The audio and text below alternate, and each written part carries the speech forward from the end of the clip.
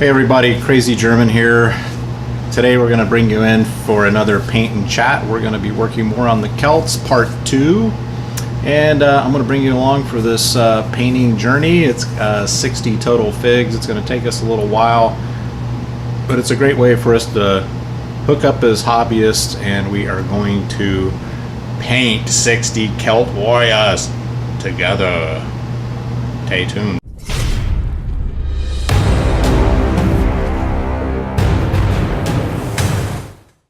So really what I'm looking at, guys, is going with these, I'm kind of envisioning Celts, you know, wild men, you know, in the forests of England, and even down into like northern France and like northern Germany. And so yeah, kind of those woodsy colors, you know, kind of get that thing in your head. And if you have problems,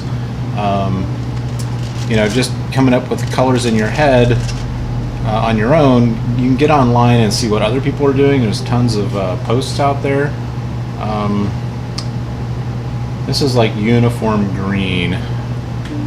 I don't know, might be a little too bright, so kind of just letting you see my process here. Probably a little too bright. Then there's this German field gray. It's like a greenish gray. I think we're going to try this. I mean, give this a whirl. But, you know, you could go with, there's another color here next to it that would be good. Russian uniform, you know. Then there's this another color we might actually use. I'm not sure yet. We'll just see. We get to the, like I said, I'm going to do like 5, 5, and 5. So it kind of, when they're all put onto the basing, when we do the basing portion, we'll mix and match them when we do our composition, and they won't be so matchy this way. So let's go ahead and do a shake. I'm going to do a shake. So we're going to do some test runs on how I'm going to work this setup for my Twitch live feed, which will be after the first of the year when I get back from my traveling.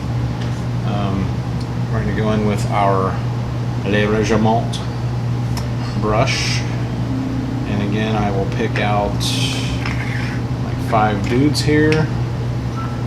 So we got 3, there's 4, 5, there's 3, 4, 5, and we will do these dudes. I'm going to go in, you can see more what I'm doing, and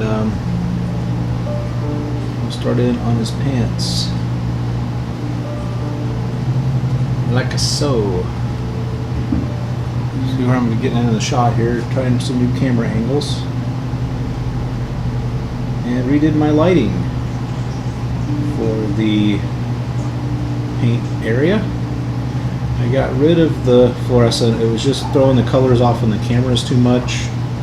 So I've gone with these LED, warm LED bulbs, and just relocated my lighting so we don't get any glare on the cameras. And with my Twitch live paint and chats, I'll be substituting these 2 cameras for webcams. Pretty well got the webcams picked out that will work better with my upgraded system that we're going to be purchasing. And then I can also, I'll be upgrading my editing software.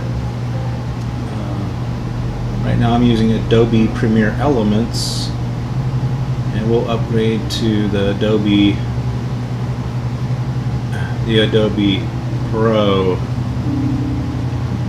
Fill this in. Make sure I'm staying in the shot here.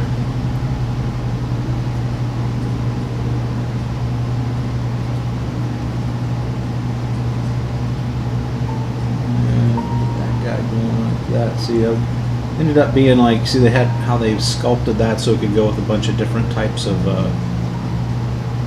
tops or midriffs as it were. I'm going to go ahead and paint that belt. We can come back with another color at one point, but let's just go ahead and get that covered. But you see how it's kind of a nice woodsy color.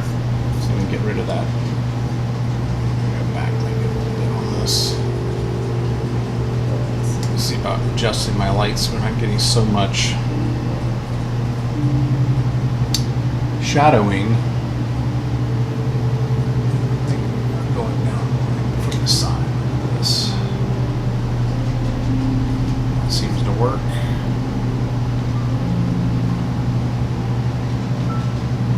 Sweet. We'll see. We'll just get to the editing process. We'll see how that pans out.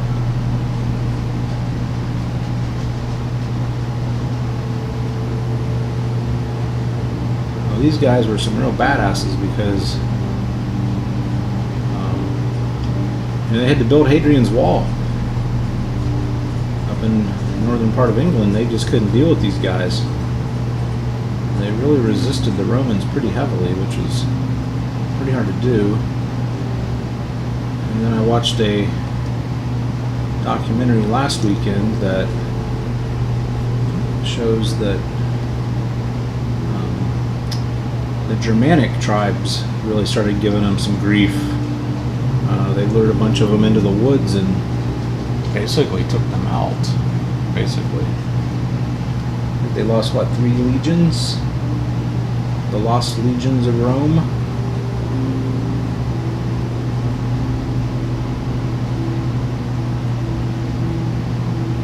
Around like that.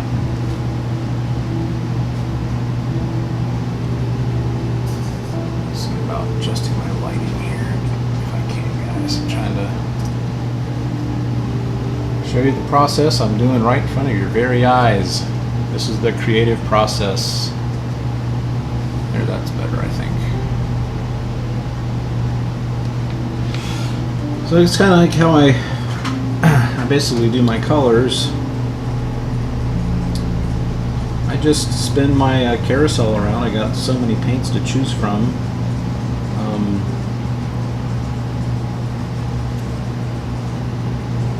It's like buying tools for your workshop. You just buy what you need as you need it, and then I just replace when I start to get a little low on the paint. I'll just get online and order another pot, as it were, and get this guy going on.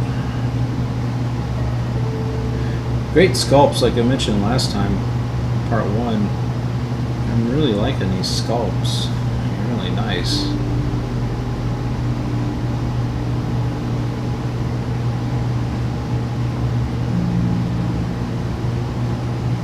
So I highly encourage you guys, especially if you're new, don't be afraid of getting into the hobby. It takes time to get good at painting. I didn't put any water in with this. It was a good consistency right from the start. I could tell when it came out of the pot, as it were, out of the tube, that we were in a nice consistency already. It just depends, you can't control how long this stuff sat around in some warehouse. Some of the Vallejos can be a little thicker than others, some can be a little thinner. And that's why I keep my dropper close by, because it really is a nice technique. I've got a wet palette. I've used a wet palette. It just wasn't my thing. If I felt that it was, really getting the paints it was really getting too thin, too runny. I painted with it for several months. This technique that I do with the little trays is really nice, because you can also mix colors more effectively. And as I said in the last video, my biggest problem with this approach is I end up putting out too much paint. you're ready to like what I just did. I mean, this is. See if you guys can see that. Yeah, that's too much. It's too much. But I'm going to do the same thing I did last session. I will use it, some of it if I can, for their tunics. Even like shields, I can put some of this on some of the shields. Like it has like a fabric shield or coloring on their shield. You got to think too, when you're thinking about colors, in this instance with the Celts, they're going to use stuff that they found in the forest to make the dyes for their garments. You know, and this would have been, you know, if they were wearing pants, they would have been wool, of course. I'm pretty sure they were into shepherding. You also would have had wild goats and sheep that they would have caught and trimmed their fur and used them to make thread and make their garments. So that's turned out really nice there. And this dude here. So yeah, this is going to be a kind of a lengthy build. Geez, I've got another 20 I'm staging. Yeah, 20 I'm staging over here now. Actually, that's wrong. I just did 20 I assembled yesterday, and then I got 10 more built on caps. So I have 30, and then there's another 10 after that I gotta get to. So yeah, so cheers. Drinking a nice Belgian Tripel. Very tasty.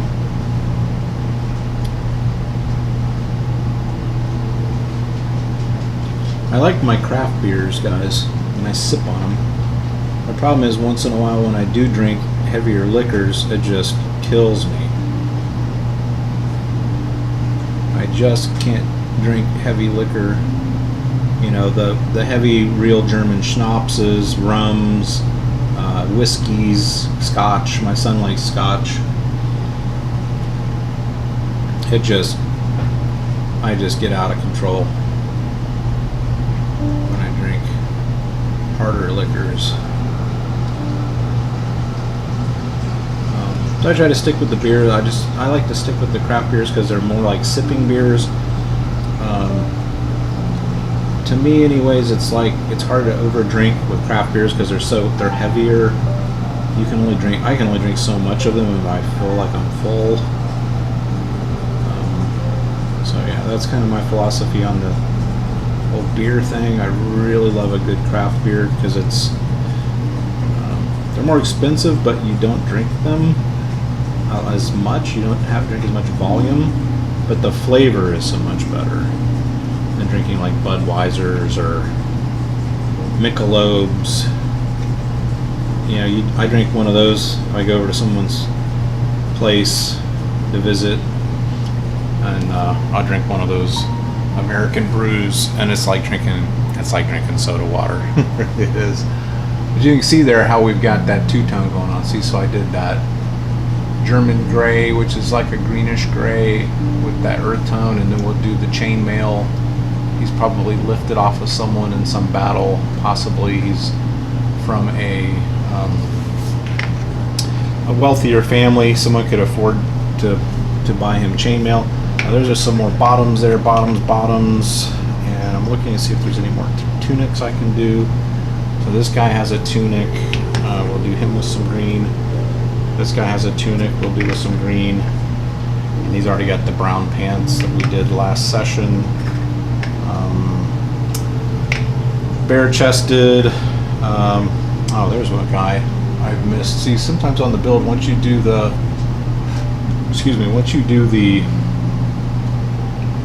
base coat, you can see a gap here. So for you new guys, I was turned on to this a couple years ago, and this stuff was great. You can work it into those little nooks and crannies, those little gaps. So this is great for filling those gaps. It's just plastic putty. If you over apply it a little bit, you can just come back in after it dries with a garden variety file. Again, we want to do a different color pants on these guys here. Different color pants on these 4, and then this guy will get different color pants. So that way we'll end up having 4 groups with different colors on their pants. So it's going to go, this guy's going to get a green tunic.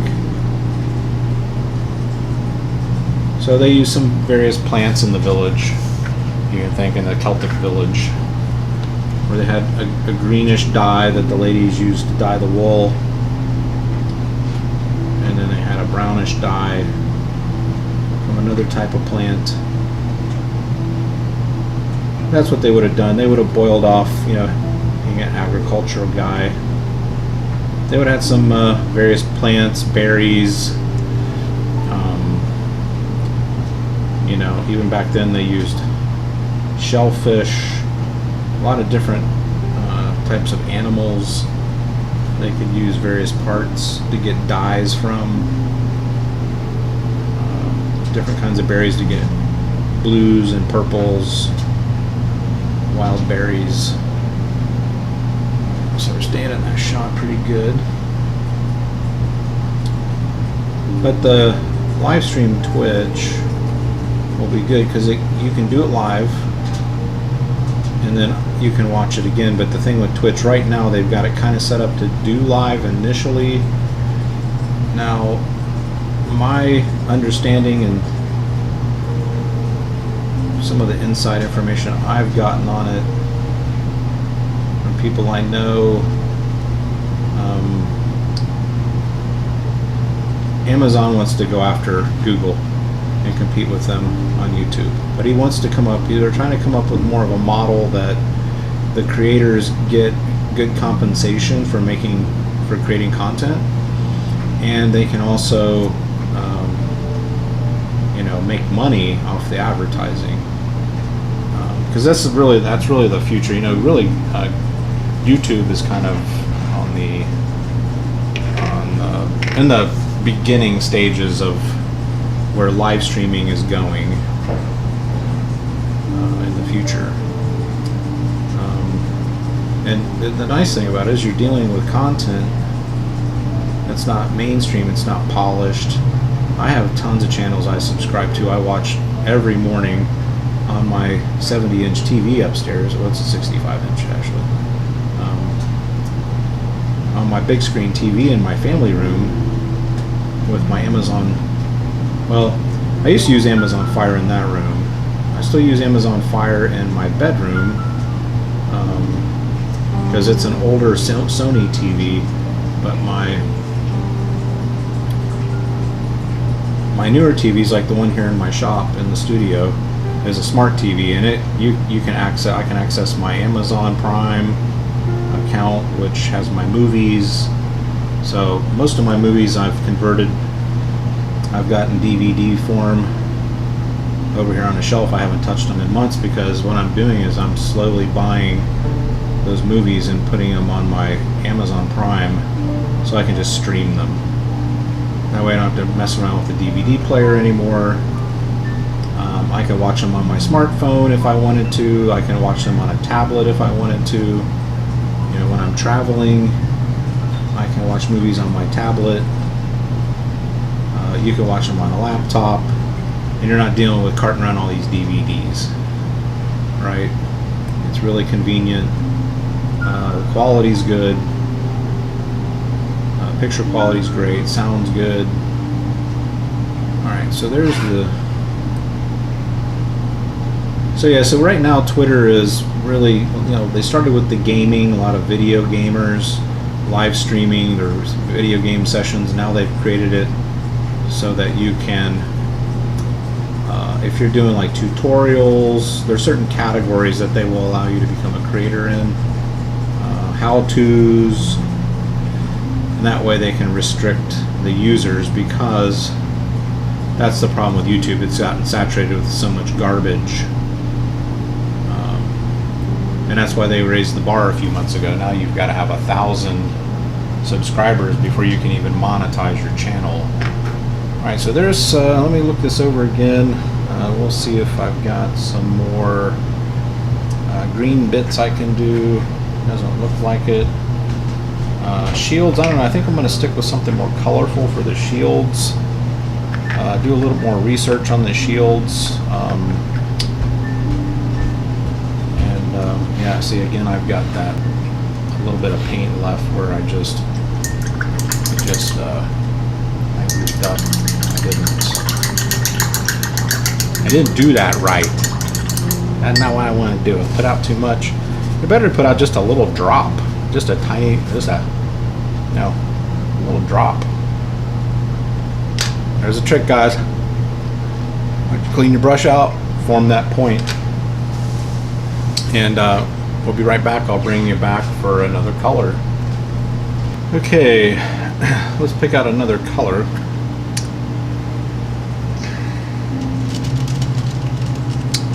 What shall we go with? Round and round we go with my carousel.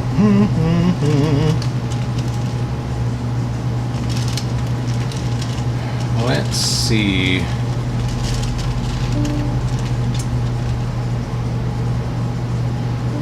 I'll go with probably another shade of green. This is olive green. Got back around here. This is an olive green. See there? Camo olive green. Shake the baby up.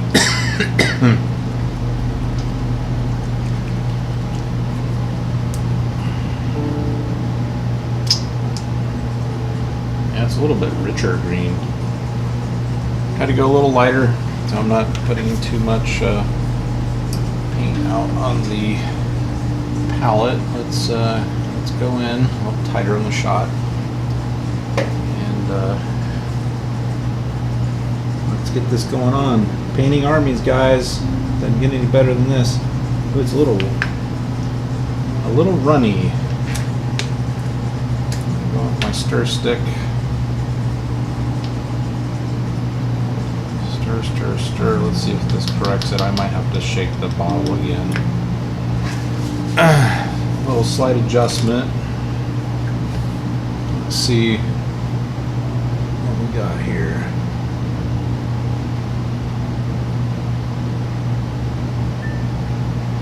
Yeah, I think that's going to work. A little on the thin side, but kind of gives like a nice effect. And remember, we're going to be going in with a wash. Yeah, that's kind of cool. I kind of like that. Hey, it's an artistic license. I stumbled on something that just might work. It actually flows really nice. It almost flows like an ink. Like inky ink. So yeah, shout out to all my subscribers. Really appreciate you guys. Thanks for following the channel. Thanks for supporting me. Special shout out to Toby Brock, one of my longtime subscribers. We're going to be hooking up soon here, as soon as my daughter gets back to college, I should say. I think we're going to play some bolt action. He's a bolt action player, and that's one of the games I do not play, but I definitely want to get into 28 mil scale World War II. Definitely. So I'm looking forward to that, Toby.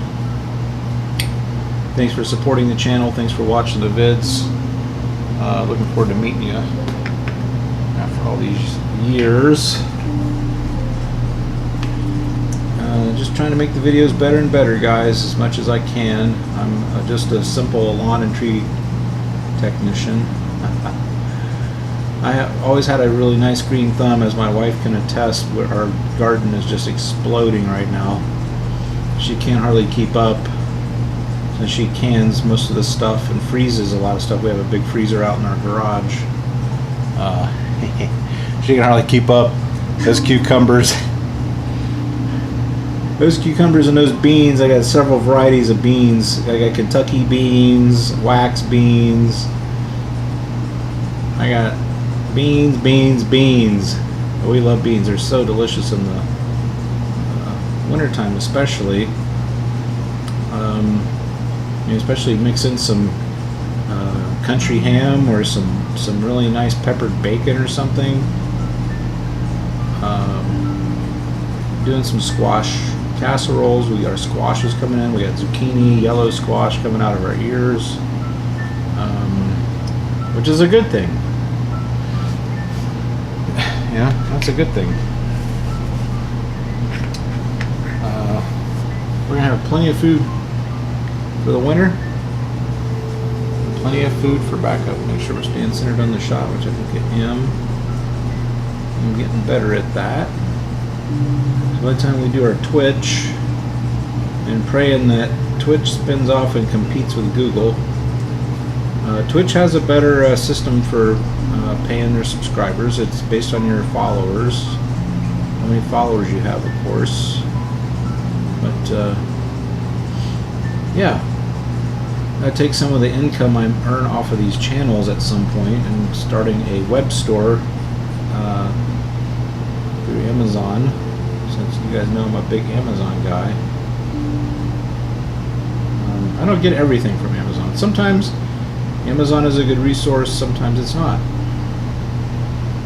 It just depends on what you're looking for.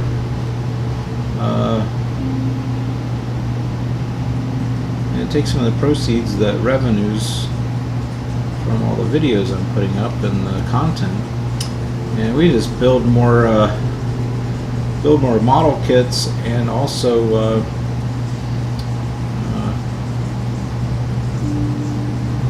help set up these gaming destinations. You know, how many of you guys would love to do a gaming cruise? I can tell you, as a guy that's done several cruises, mini cruises, and it's traveled a lot, it's a lot of fun. The nice thing about cruises is, guys, you get a lot of bang for your buck. You really do. I mean, the food, and we're doing, I've usually done Norwegian, NCL cruise lines in the past,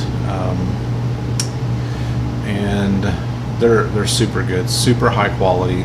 Those Norwegians know how to sail, let me tell you. Many of you guys that follow my channel, and you think the time, know that here at the local reservoir, we got a nice sized reservoir close by. I live right next to the Delaware Reservoir. We got another one called the Allen Creek Reservoir. And for 6 years I had a really nice sailboat there. I just wasn't using it enough. I think the last season I had it up there, we only took the boat out 3 times. You know, with kids and my job, and it was a lot of fun while we did it. And but the biggest factor was, you know, I've been going up there fishing, and I learned to water ski there.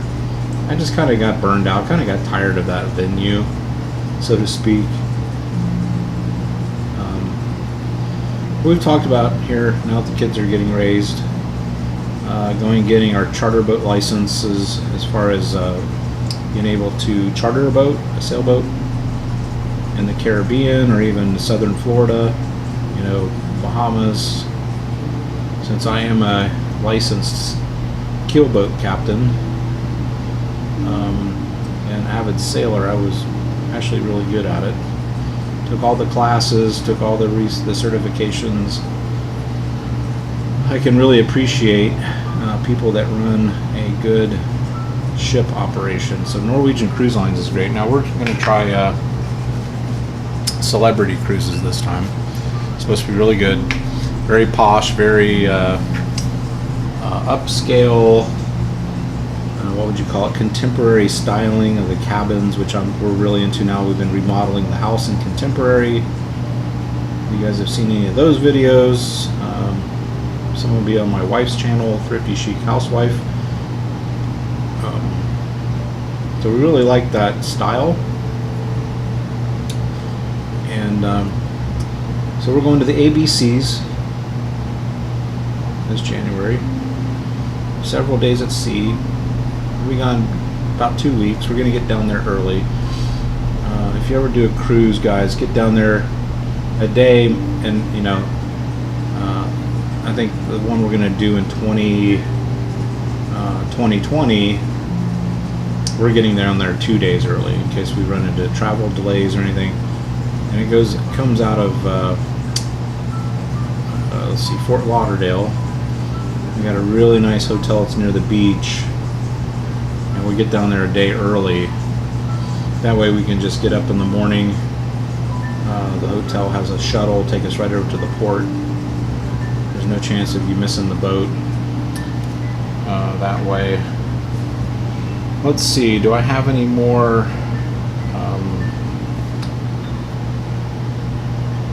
tunics, etc.? I still, look, I still put too much paint in the pot. Oh well, some things never change. Yeah, a lot of these guys are bare-breasted. We're almost about ready to go in and just do some more back on the shot here for you guys. About ready to go in to do some more flesh tone at this point. But I do have the other 5 pants. I'm going to try to think what other color we are going to do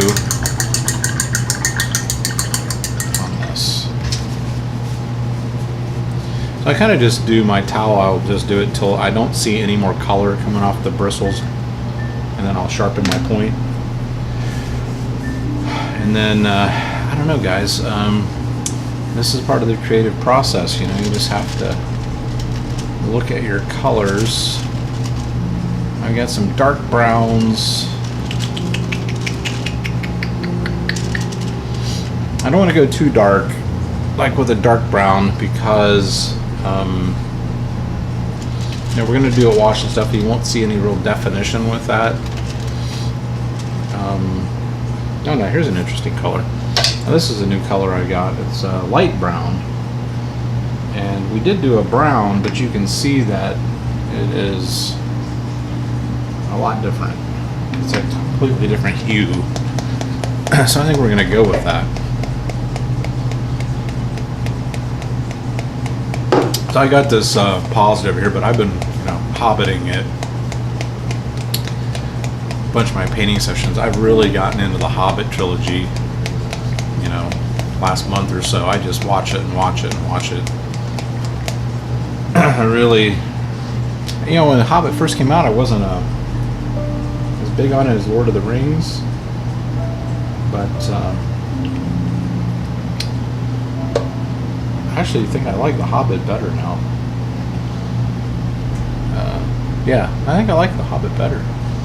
The guy they picked for, let's check out the consistency of this paint here. Oh, yeah, that's a nice bright light brown. It's almost like a almost like a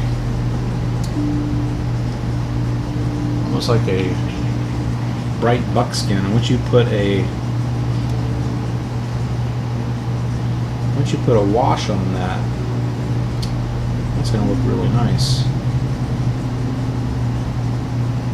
It definitely has a lot of character. I think it's a little too thick, so I'm going to go in with my Clearwater.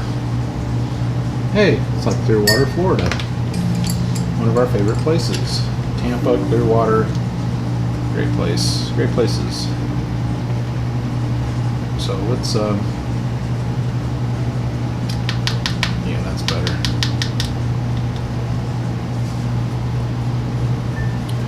Wipe that off. Let's go in, let's give this a try. Maybe we'll have to go in with another drop, I don't know. So let's see how it's, oh yeah, that's nice. You just get the feel for it, guys. It just has to kind of flow. You can see how thin that green was I just did, and it just flowed and went right into all the nooks and the crannies. It does a really nice job of covering. But this is what I call paint in the raw. I mean, it's just, this is your raw color with no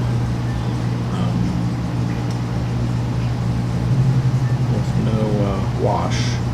And I really started watching Sam Lynn's. He's one of my favorite painters. You know, a lot of 40K. I'm not a big 40K guy like I used to be back in the day. Maybe someday I'll get back into it. It just, the historical stuff seems more appealing to me now than the make-believe sci-fi stuff. You know, nothing against it. You guys are into 40K.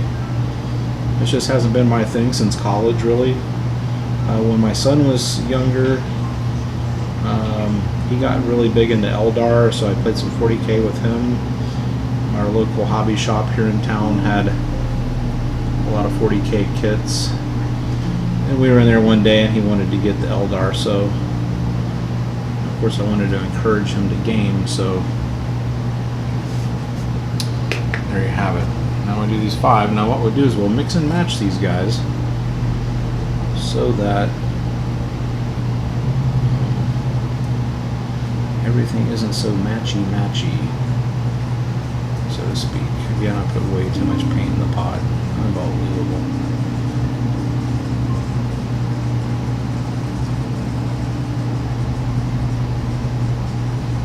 Yeah, I'm starting to think I might have wanted to go a little thinner on this paint, but it's alright. It's not that bad. And then we'll come back in with the flesh on part 3.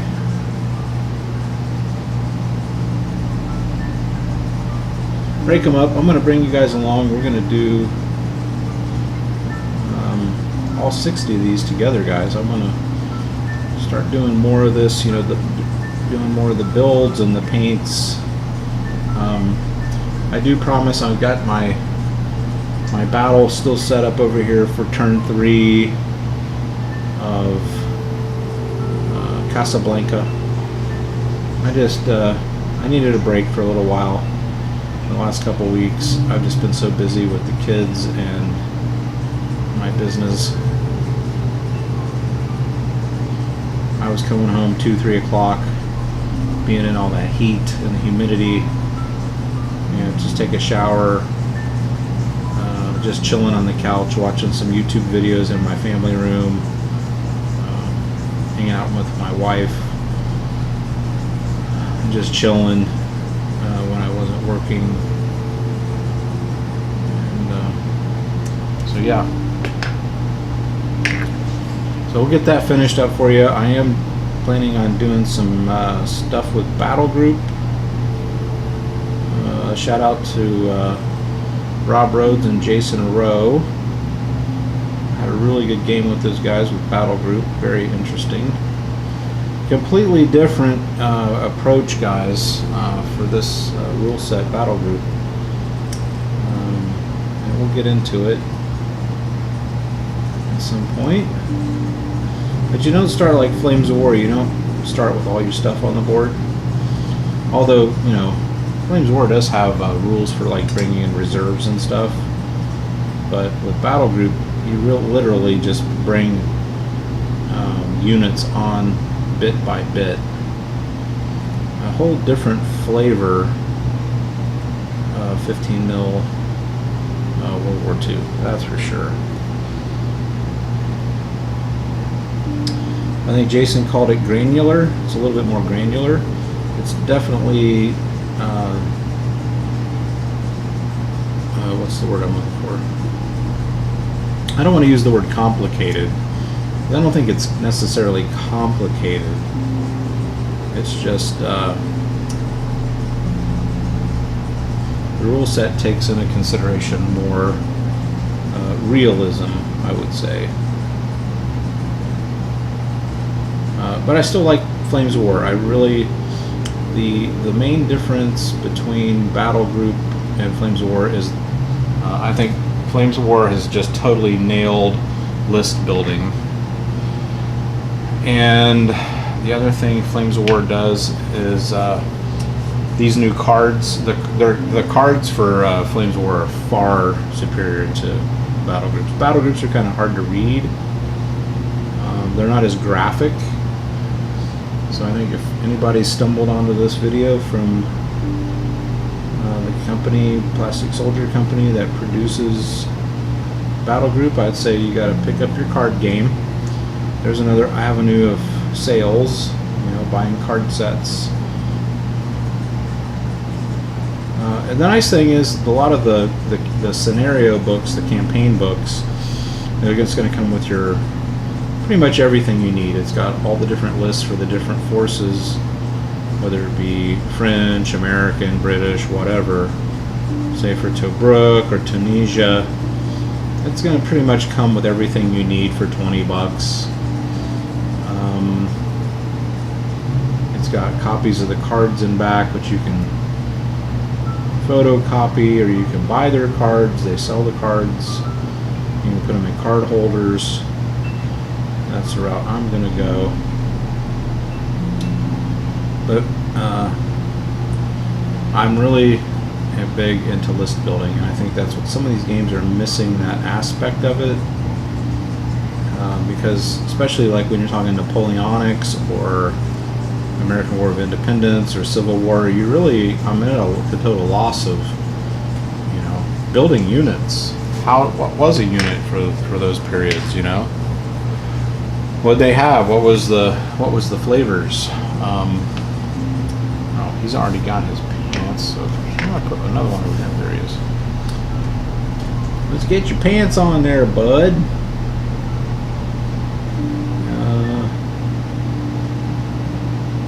But yeah, don't take me wrong. I mean, Battle Group has lists, and there is list building.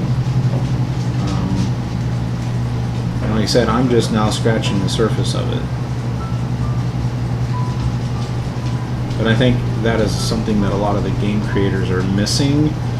And honestly, I don't care if I buy army books for various periods that show me what comprised, let's say, a British army in 1786. You know, what were the units that were active in certain periods and campaigns?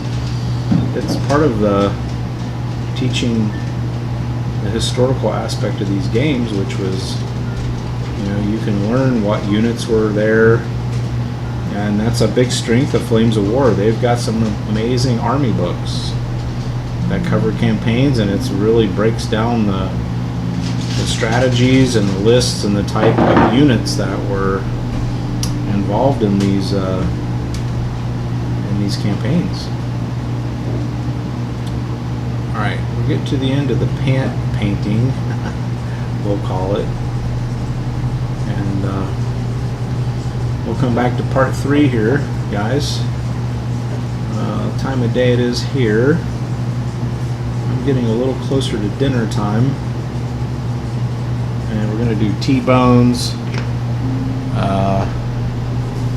yellow squash casserole. Oh no, we're not doing that tonight. She's doing something else. She's doing, we're doing baked potatoes, T-bones, and a really nice chopped salad. And she has a dill, made with fresh dill, a dill dressing for the salad. Oh, it's going to be so good. Alright guys, we'll see you for part 3, and we'll keep carrying on and plowing our way through the Celts.